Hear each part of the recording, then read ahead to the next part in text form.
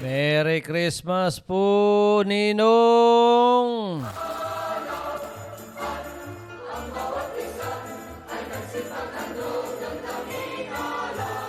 Magandang umaga, bansang Pilipinas!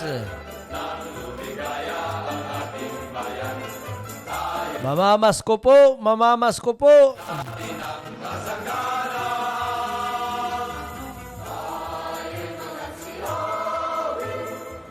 September 1, 2021.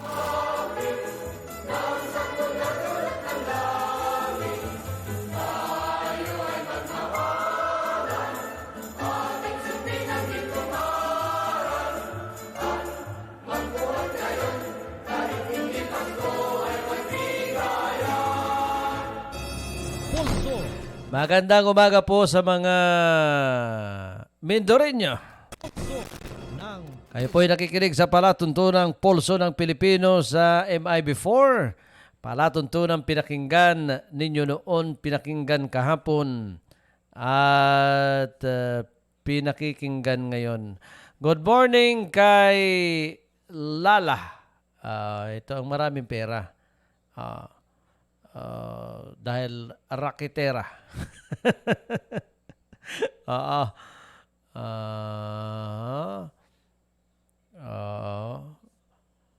Magandang umaga sa inyo dyan sa Socorro, sa mga nakikinig sa yung mga kasamahan sa bahay. Oo, magandang umaga.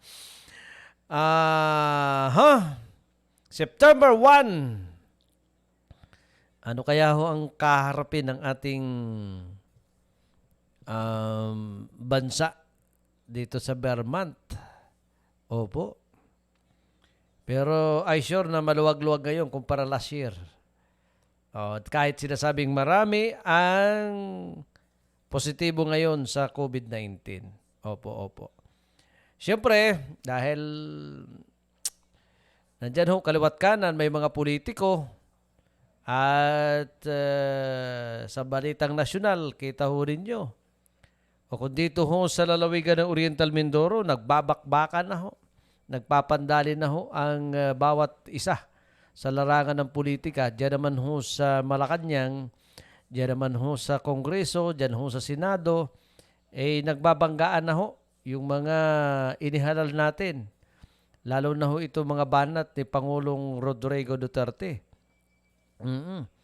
Inupakan na itong si Ping Lacson, inupakan na ho aring si Senator Gordon. At dito ho sa ating palatuntunan, lagi hong parehas ho ang laban. Laging parehas ho ang ating impormasyon. Oo. At ating pakikinggan, panuorin natin, pakinggan natin yung pong mga banat. Mga banat ni Pangulong Rodrigo Duterte. Kaugnay dito ho sa sinasabing graft and corruption sa kanyang administrasyon, yung pag-iimbestiga ho ng Blue Ribbon Committee ho ng Kongreso, dito sa sinasabing may anomalya ho sa DOH. Opo. May mga banat ho rito ang Pangulo kay Senator Gordon. At sinagot naman ho ito ni Senator Gordon. Oo, dito sa ating palatutunan. Unahin natin ang mga banat ni Pangulong Rodrigo Duterte. Ano ho ang sinasabi ng Pangulo? Ano kanya mga binanggit kahapon o kagabi sa kanyang State of the Nation? Atin hong panoorin para sa kaalaman, kabatiran ng ating mga kababayan. Matalo mo, ang China ang nakikinig sa kanila, nila asirto. Hindi sila nakikinig dito sa mga pinapakinggan kayo lahat ng China. Pinapakinggan rin kayo ng Amerikano, Russia, lahat. Pero huwag ka sabihin mo na masaka. Alam ko lang, sinerbatuhan na ako. Marami kayong Chinese na kinidnap na pinatay. Na binigay na ang pera, ganun pa rin. Yan ang masaklap ninyo, asirto. Binigyan naman ng pera, ransom money, patay pa rin. So yan si Michael Yang.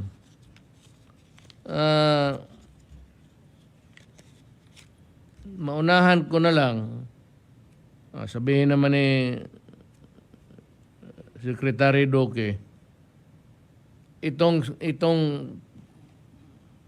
ang una si Secretary Bello sa Labor. Then magsilita ako sandali. Then para ito maintindihan ninyo. Itong investigasyon ng ng Congress, dalawa ito magkahiwalay. Yung unspent finlag sila ng na bakit hanggang ngayon nandyan pa yung pera, hindi pa naubos, hindi pa ninyo nagastos. Iba yon. Ito namang yung procurement ng DBM. Ngayon, bakit DBM? Dapat DOH yan. Pero sabihin ko sa iyo, hindi nila kaya magbili ng ganon karami, libo, tapos walang milyon. Libo ang mask, shield. Bilyon yun. Provided buong Pilipinas binibigyan noon. Binibigay ng gobyerno. Siya na ang mag-explain further. But I will read it after the report of Bebot Bello and after the report of Secretary Doke. Magsingit ako, babasahin ko lang. Ladies and gentlemen, si Bebot raw, Bebot is kasama ko sa dormitoryo. Si Dulay, kaharap kami. I have known Bello for several years. Tumarin ito ng Davao kasi yung asawa niya taga Davao. At trabaho rin doon sa City Hall sa panahon ng father-in-law niya. Bebot is clean. Kilala kami. Kilala ko yung bituka niya. So, hindi ako nagkampanya. Pero kung baka feel ninyo, Ilocano to, itong kabinete ko, puro Ilocano na to. Ito mga military, lahat, Lorenzana, Ilocano. Puro yan sila, TESDA, Ilocano, housing, Ilocano. Kasi puro sundalo, kasi gusto ko sundalo. Kasi pag utusan mo, gagawin, may resulta. At yung sabihin mo, utusan mo, ito ang gusto kong resulta. Ginagawa. At mabilis. Yan ang gusto ko. At mabilis. Kaya noon, ano ba ang gobyerno? Wala kayong ginagawa ang bawal. Ano ba ito? Servisyo. Ngayon mabilis na, tapos bilisan ng medicine. Ako ang nag-utos kay Doke. Nung kami, hindi dito, cabinet meeting kami na yan. Ginanon ko yung kamay ko, mahilig ako gano'n eh. I want it done immediately. Sabi ko sa kanya, wag mo, it's not 1 day, 1 month, 2 months, it's 1 day, 2 days ka lang. Ako ang nagsabi sa kanya, I am sure, ito yung word ko, reviewin niyo yung tape. I am sure there is a law which would exempt you from bidding. Hindi na kailangan mag-bidding. Mamadalian to, pandemic eh. Lahat tayo nakatago sa bahay. So, ang minabuti ni Doke, nag-bidding pa rin. Pero nag-bidding na, ibig sabihin yung pinakababa, Ganon rin ang istorya. Marami pa rin daldal, Maria Josep. Para lang makakita ng panahon na Ping, isa yan, to si Gordon, hindi magpalugi yan. Well, ngayon si Aimee, medyo kasi si Aimee, ganito ang laro niyan eh.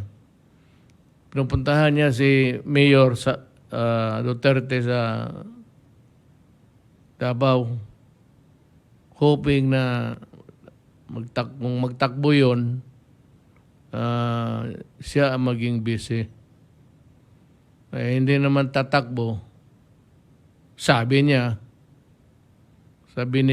Mayor Sara Duterte, hindi siya magtakbo. Kasi sabi ko, magtakbo ako ng Vice President. Bakit? Walang oposisyon eh. Hindi man manalo yung oposisyon eh. Sigurado ako, yung 8 diretso, ulit na naman yun. Walang pinakita sa Pilipinas eh. Pati yung bidding ng mga protective gear. Protective gear ba yun? PPE. Protective gear.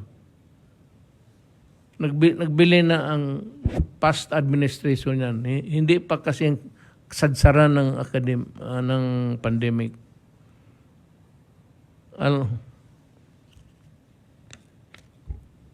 They bought it at 3,000 plus.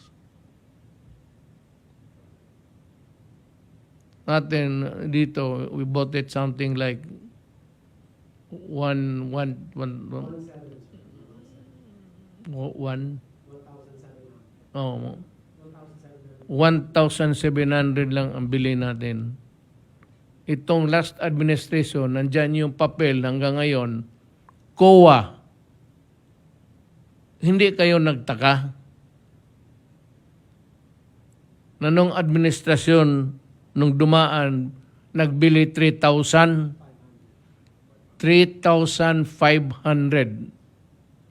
Ito, binili 1,007. Bidding ba?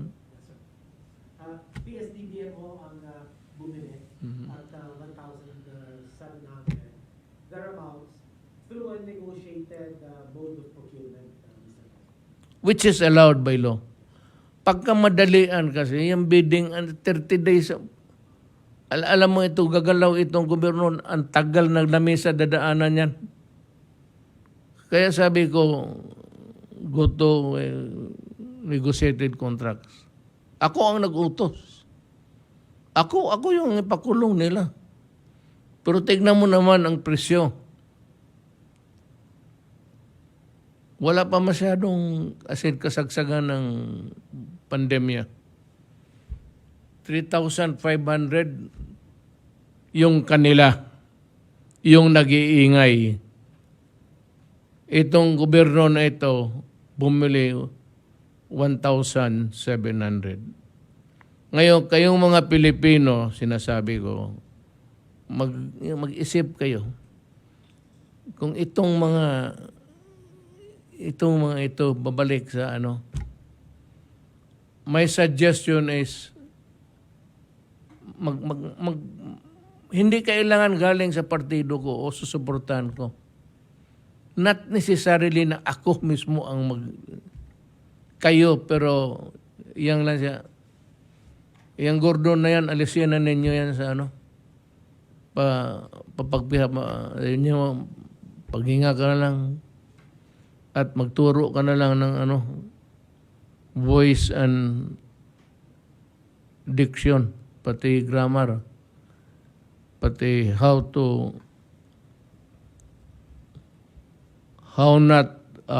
talk and not be understood at all. Ladies and gentlemen, I present Secretary Bello to make his report.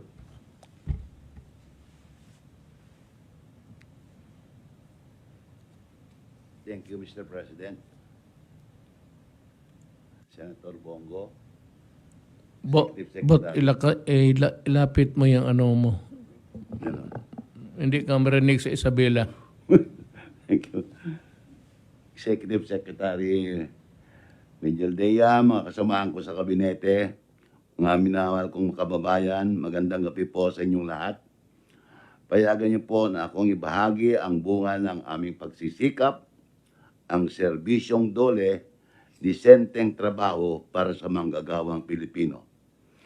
Mr. President, bago ang inyong administrasyon, ang pinakamababang unemployment rate na natamo ay 6.3% noong 2015, habang ang pinakamababang underemployment rate ay 18.4% noong 2014. Pagpasok ng inyong administrasyon, nakamit natin ang pinakamababang level ng unemployment rate of 5.1% at underemployment rate of 14%.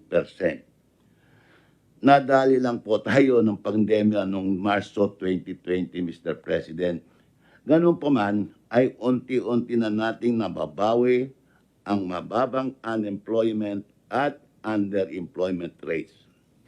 Ito po ay bunga ng inyong suporta sa mga programa at proyekto para sa mga manggagawa sa pamamagitan ng mas pinalaking pondo sa nakaraang 5 taon.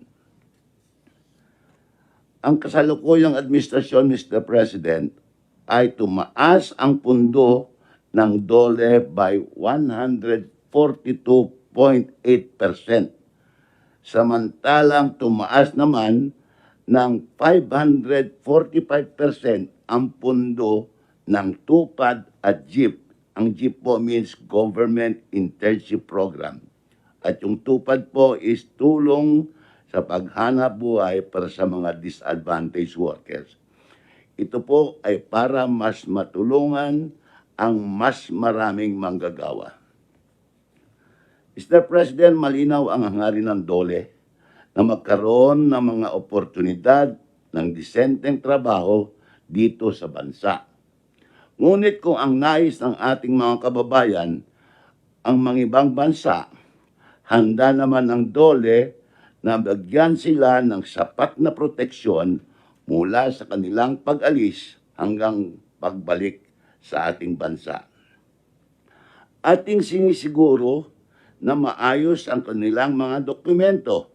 Kaya Mr. President, under your term, itinayo natin ang 18 one-stop shop service centers for OFWs sa iba't ibang bahagi ng bansa upang mapabilis ang pagproseso ng mga papeles ng ating mga kababayan.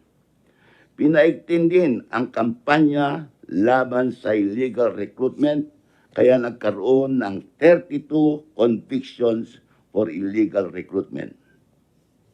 Mr. President, Sandali. Ito bang illegal recruitment? This is a widespread crime committed by different people. At marami akong, tayo, kita natin yung mga victims na kawawa na dumating sa ibang bayan, parang tatulala. Hindi nila malaman kung paano nangyari yan. And to think that they had to sell their land, beg, borrow, or karabaw sa mga rural areas. I would need a stronger itong sa recruitment, whether it's manpower or a very strong police punitive action. Alam mo, sa totoo lang, gusto kong patayin itong mga to. Kung mapatay ko na. Sa ginagawa nilang sa kapwa-tao nila, mawalaan na ng pera, mapunta pa ng bayan, makulong doon, kasi illegal fake, falsified, fraud. na hindi naman nila kasalanan. So parang masakit masyado ako every time may gusto kong, ako sa totoo lang, gusto kong umupo dyan sa opisina mo sa illegal recruitment. Ako mismo ang magpatakbo. Kasi ito mga walang hiya talaga to. Yung iba, naaariglo. Because they have the money, they have earned so much money all this throughout these years, that kung may masabit sila, bail, although it is non-bailable. Kaya yung iba, well, they manage to, alam mo how fractured this government is. I must admit, it is fractured. If you cannot help one single fraud committed against the citizen, fractured ka na. So, hindi na kailangan na thousands talaga ang maapektuhan. Pero, kindly do something about, gusto kong mag-create ng office at maggawa ng isang unit ng PNP. Tignan mo yung ma-vet ng gusto. Matignan to mga marami kasi sa PNP ngayon medyo may kulukuhan talaga na maisip. So, pero hindi, kukunti lang yan. Pero, alam mo na, baka it would, instead of, making it pleasant, it would be far worse than what it is now. Gusto kong mag-create ng, dito man si Secretary nyo. Gusto kong mag-create ng anti-illegal task force. Diyan mismo sa... Mr. President, right now there is a task force on illegal recruitment and it is headed by the Department of Justice with the ILG, DOAs, and the DOLE being members of the task force, Mr. Chair, including I think with the PNP. Masyadong sirkwito siya mo. I throw it to the police. Ideally, it should be CIDG or NBI. Or para talaga ma-focus, mag-create ako ng, I will request Secretary Anyo to assign yung maraming bago na he give them about 2 months of lectures and training about labor laws and about crime, how to, the law of arrest, search, and seizure lang naman yan Yan lang naman ang the law of arrest, search, and seizure. Yan lang ang kailangan ng pulis. Wala nang iba. And I would be glad to, kasi nag-lecturer ako noon sa Police Academy sa Davao. If you can arrange one day kung ma-constitute na sila, and I will give the same lecture about half the day so that preparado sila, hindi sila takot. Alam mo, may isang araw, may police na from dito sa Maynila. Gusto niya na maglipat sa headquarters sa Krami. Sabi ko, bakit? Bakit gusto mong hindi ka na ba kontento sa trabaho mo na yan? Ayaw ko, lalo na yung bata pa, ayaw ko gusto mong assignment na magpatanda muna kayo sa SAP o gano'n. Ayaw ko yung easy life ka agad. Bagong pasok. Sabi niya, sir, marami kasi kaming operations. Tapos, alam mo sir, okay lang yan. Pero pag mawala ka na, baka habulin kami. Kasi may CHR talaga nakabuntot palagi sa mga kaso. So that's a problem. But you know, yung human rights must be there. I agree that they have to protect the human rights of the innocents. Yung mga innocents, but yung mga guilty,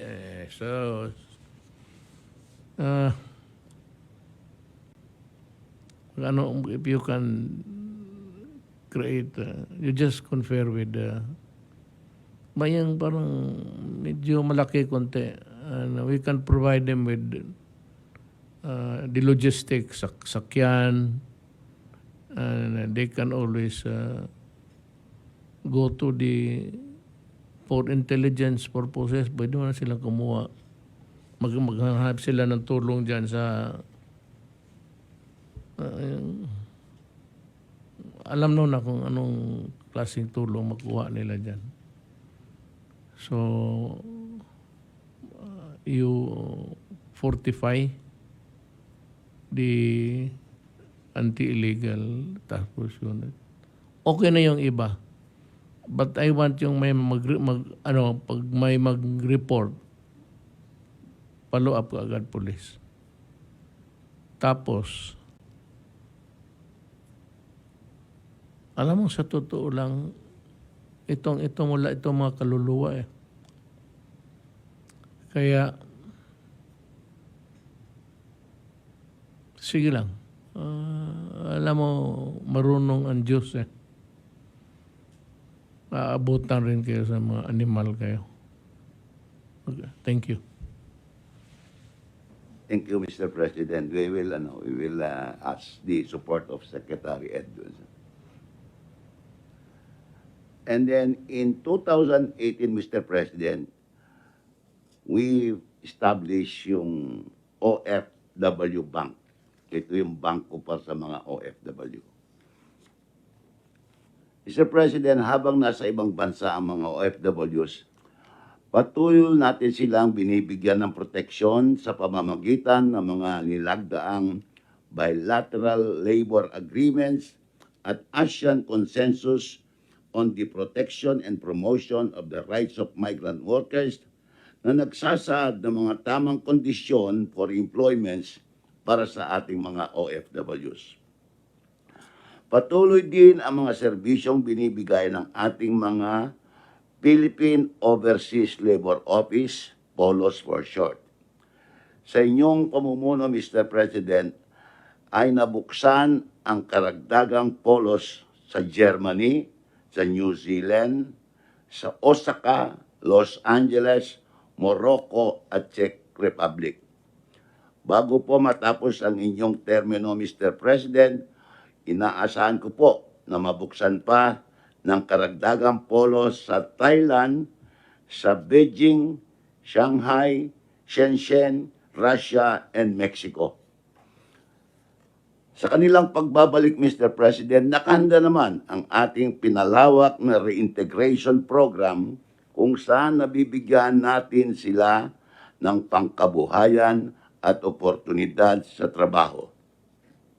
Sa panahon ng inyong administration, nakapagbigay Tigilan na ang sobrang pamumulitika, panggigipit sa mga mamamahayag. Manapay harapin natin ang tunay na pagbabago ng bansa. At ngayon, narito ang palatuntunang Pulso ng Pilipino. Pulso ng Pilipino. This morning. Ah, Kasi yes, go sabi ahead. niya, sir, champion daw po kayo in Tokaton. Parang alisin na lang kayo. Magturo na lang daw kayo ng voice diction, grammar. Yun po ang ilan sa mga sinabi ho ni Presidente. That's all right. I forgive him. Mhm. And then, gano'n lang, sir. And then, nagbanta rin si Presidente na baka hindi niya paharapin yung mga cabinet members kung ipapahiya at hindi daw ho pasasagutin kasi may minsan daw ho, sumasagot, hindi daw ho pinatatapos na mag-explain yung ilang mga resource person. So he's a lawyer, he should understand that. He knows he was a fiscal for a long time. If he doesn't understand that, then he was a poor lawyer. Mhm. I And just then- want to say that when you start, hindi ko maintindihan ng presidente natin. Sabi niya against corruption siya. You know, kilala ko naman siya eh. No? So, I'm following his dictum. Dapat pagka may corrupt, labanan. Alright? Mhm. Mhm. Wala pa naman tayo sinasabing corruption. Nag-iimbestiga tayo. The nature of the Blue Ribbon is to investigate. At kung mag-iimbestigate tayo, dapat ginagawa natin ang homework natin. Ngayon, ang hindi ko maintindihan, bakit nagagalit siya sa COA? Trabaho ng COA na maglagay ng kanilang observations, ng kanilang mga reports sa mga discrepancies at saka sa mga nangyayari ng ating bansa, sa mga gobyerno. Yan ang checks and balance, di ba? Bakit siya sasabihin, huwag kayong makinig sa COA, huwag yung pansinin ng COA? Sasalita ang Senado, sasabihin niya, huwag kayong makinig sa Senado. Huwag kayong maniwala dyan. He doesn't answer the critique or the observations. Bakit hindi niya sinasagutan? Tapos, nagsalita ako dahil posible lumabas yun, Mr. President, na si Bongo, tao nyo, dalawang posisyon niya, at yung mga tao na ninyo, na mga kasama nyo sa Davao rin, na marami naman mabubuting tao sa Davao, yun ang nasasangkot dito ngayon. Bakit nyo sasabihin, huwag kaming pakinggan? Ayaw ba nyo marinig na possibility lang? Kahit na possibility na napakamahal naman yung binili mo. 1,900 plus yung PPE, samantalang iba nakakabili ng 884 pesos. Tapos billion-billion, di ba tayo dapat mag-ingat, Mr. President? So, Mr. President, you are sworn to protect and observe the Constitution and the laws in the Constitution and enforce all laws. Now, forgive me if I offend you. Well, that's right. That's all right. You know why I forgive you? Because you go into personal attacks. That's fine with me. Alam ko mahina ang tao na nag-atake personal. That is the refuge of the scoundrel, Mr. President. And I don't think you're a scoundrel. Baka sabihin mo, tinatawag kita scoundrel. I'm just quoting. Sabi mo, mahilig ako mag-talkathon. Talagang ganyan. Ang sabi ni Cory Aquino sa akin ng araw, you sound like Ninoy, you talk like Ninoy. That's why I like you. Sabi niya nga, nung nagsalita kami doon sa basis. Hindi ko pumapasok sa ulo ko yan. Basta ako, very, very, what you see is what you get. Okay na ho sa akin. Tama na po yan. And then, sir, parang pinalalabas niya na maaga itong iniugnay niya sa incoming election itong ganitong mga pag-iingay. And then sabi niya, maglabasan na akong maglabasan. Parang gano'n. Wala naman po akong ilalabas eh. Ito lang, Blue Ribbon po ako eh. Nakita ko yung report ng COA, nakakagimbal. Ang laki-laki ng report. 67 billion, 82 billion, 42 billion pinasa sa isang departamento na hindi natin alala kung anong ginagawa nila doon. Nagbibidding, nag-negotiate. In the middle of a pandemic po, biro nyo, nawawala yung pera, ang lalaki ng ginagastos pero wala tayong pambayad doon sa mga healthcare workers. Hindi natin mabayaran yung nagtutulak ng wheelchair sa loob ng ospital. Hindi natin mabayaran yung mga nurses natin, yung mga doktor natin na nagkakasakit halos. At nakikita ninyo na pati yung mga tao doon na nagsisilbi ay nagwawelga, lumalabas. Dahil walang pera. Walang pera. Nakikita naman po natin, hindi na nga ako kumikimo noon eh. Nahuli tayo sa pagbili ng vaccine. Ginagawa naman nila General Galvez yung dapat nilang gawin. Ginagawa nila Vince Dizon yung dapat nilang gawin. Narinig niyo ba akong inatake ko yan? Wala ako sinasabi dyan. Sinasabi ko lang, dapat bilis-bilisan natin ang konti. Ngayon, nakita yung COA, sinundan namin sa Blue Ribbon, pinakita lang po natin na tumutugon tayo dun sa accountability of public officers. Kung madaldal po ako, sorry po. Ganun po talaga ako eh.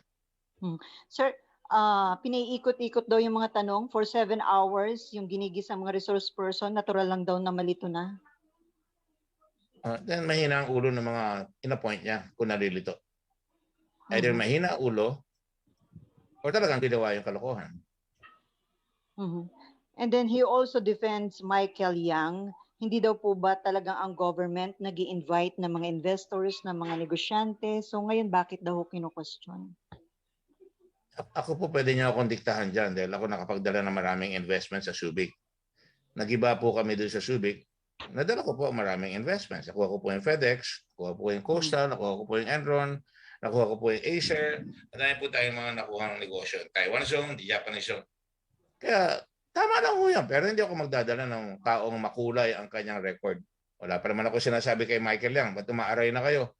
Ang totoo niyan, si Colonel Asierto, nagpunta sa akin yan, may mga papel, may mga litrato, kasama kayo.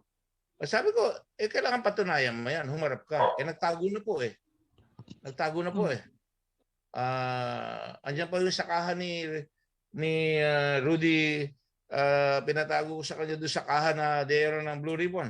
Andun yung mga hard copy na yun na sinasabi denied Macro. Nakapag-hearing po kami sa kanya, na-interview ko siya ng 2 beses, pero sabi ko, kailangan humarap ka at pagtatanggol ka ng Senado. Nakaturo po sa inyo, sinasabi niya, kasama si Digong yan, ito si Michael yan, kasama dyan. Hindi ko po nilabas yun dahil kulang sa ebidensya sa tingin ko. Walang magko-corroborate. Malay ko kung gawa-gawa lang yan. Sana lumabas ngayon si Asierto at sabihin niya kung totoo yung sinasabi niya. Pero sir, ito bang si Michael Yang nasabpina na? Paharapin na ba ito sa next hearing? Meron ho, may sapina po yan. Hindi naman darating na sigurado eh. Tatago na yan eh.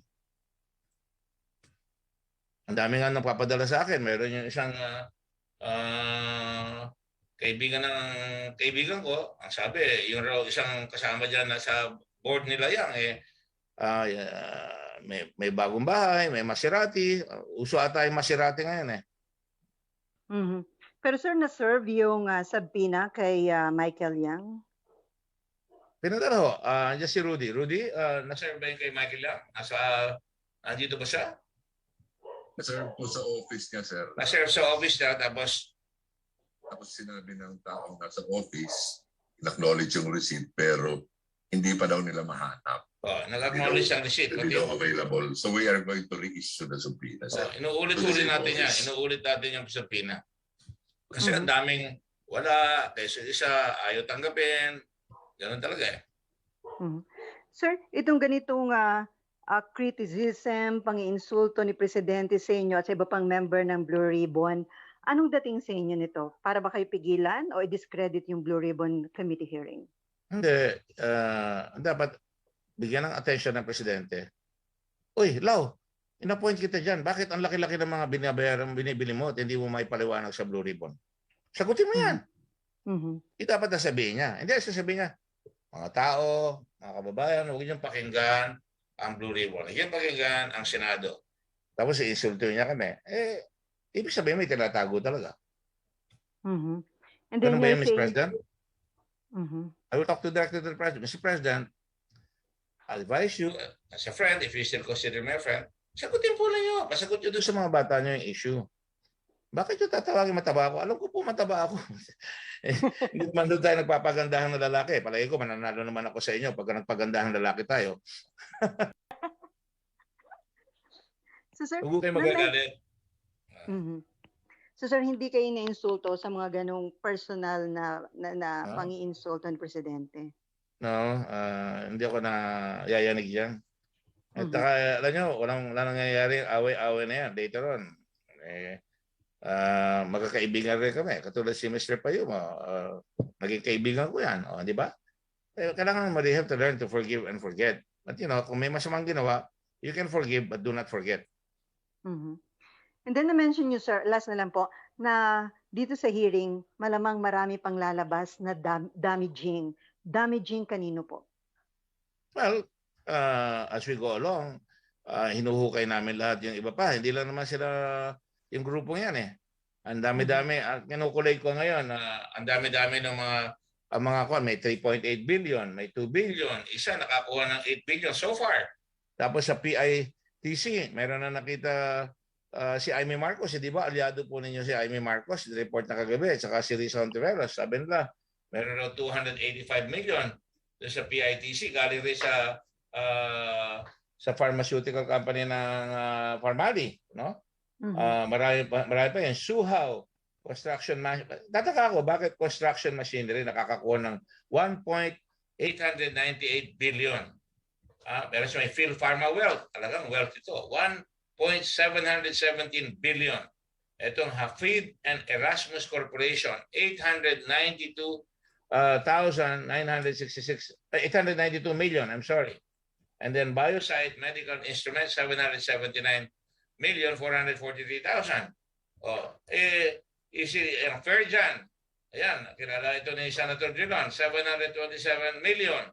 Itong JV of Sunwest Construction and Development Corporation, this is a Philippine corporation, hindi ako nagkakamali, 725 million. Sunwest, ito tayo, yung Philippine Corporation, 671.5 million. Sunwest, pare-pareho mga pangalan, 649.6 million. Construction naman ito. Nakikita nyo, pare-pareho mga pangalan, pero iba-iba, no? Tapos ito, BV, 324 Printing and Trading, 627.6 million. Nika Trading, 612 million. SL Agritech, agriculture naman ito, 584 million. First Aid Diagnostic Laboratory, 540 million. 5MJ Marketing, 512.8 million. Medical Test Systems, 491.6 million. Lifeline Diagnostic Supplies, 484 million. FB DCCO Rice Mill and Trading, 475.5 million. Hindi ko sinasabing lahat yan may mali, pero titignan namin yan. And last na lang pala, sir. Ngayon ba clear na sino ang man behind Christopher Lau, kung sino yung kanyang backer, at kung identified na, ipapatawag po ba yan sa susunod na hearing? Lawyer worth your salt ka. Tingnan mo ang common denominator. Nanggaling lahat yan sa opisina ni Senator Bongo nung siya ay SAP.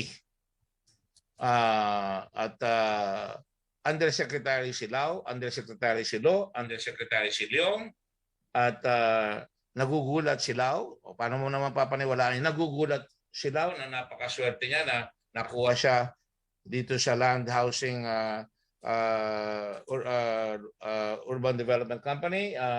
Pagkatapos ng HLURB, I'm sorry. And then itong tinatawag nating nakuha siya dito sa DBMPS. Lahat sila, USEC sila. Sila, former USEC. Wala na sila kaya former na. At saka PMS, USEC siya dyan. Sino ba nagpapatakbo ng PMS? Di ba si Senator Bongo? Di ba? Tingnan mo si Anderson Lo. Davao rin yan. Lo, ang asawa ni Lo, doon ang unang inappoint ni President Duterte. Hindi ko naman sinasadya na makakuha. Natapat lang yan. Huwag kayong magagalit, Mr. President. I'm just stating facts. Kayo nag-appoint doon sa asawa ni Lo. Currently, Lo is Undersecretary under the Presidential Management System. At sa staff, sa PMS.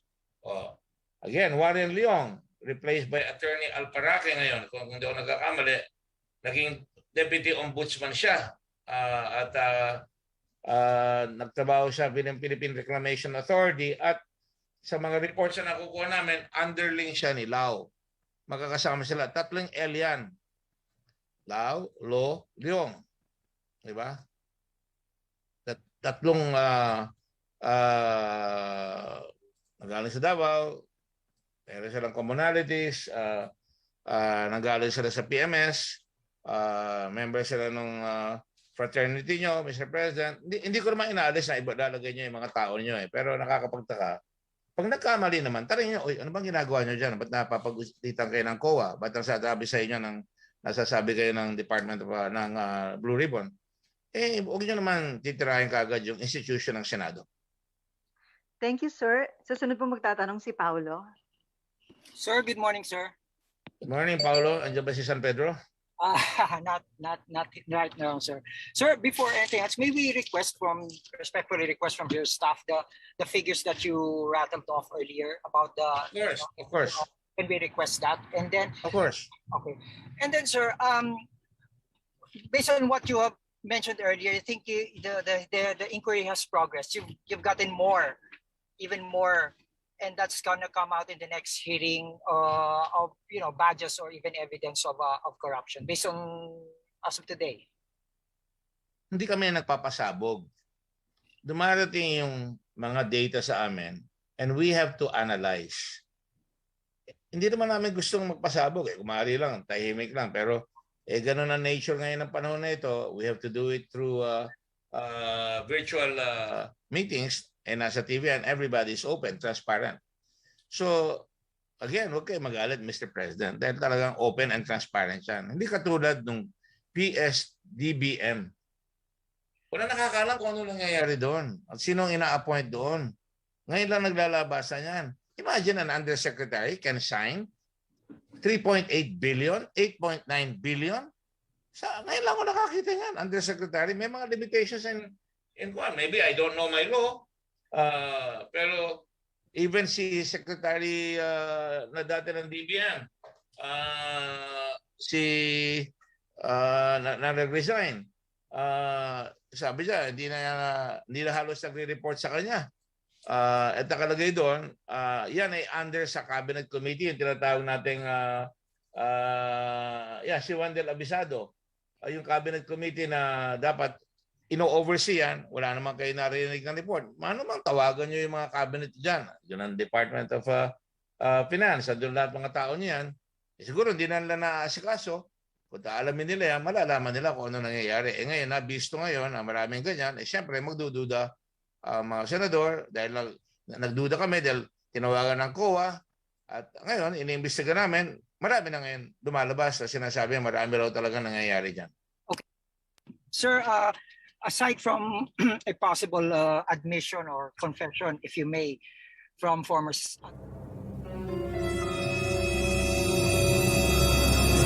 Tigilan na ang sobrang pamumulitika, panggigipit sa mga mamamahayag. Manapay harapin natin ang tunay na pagbabago ng bansa. At ngayon, narito ang palatunturang Pulso ng Pilipino. Pulso ng Pilipino. Noon nasa radyo, ngayon nasa internet na. Pulso ng Pilipino. Pulso ng Pilipino. Ito na ba ang tinatawag na malayang pamamahayag? Pulso ng Pilipino. Pulso ng Pilipino.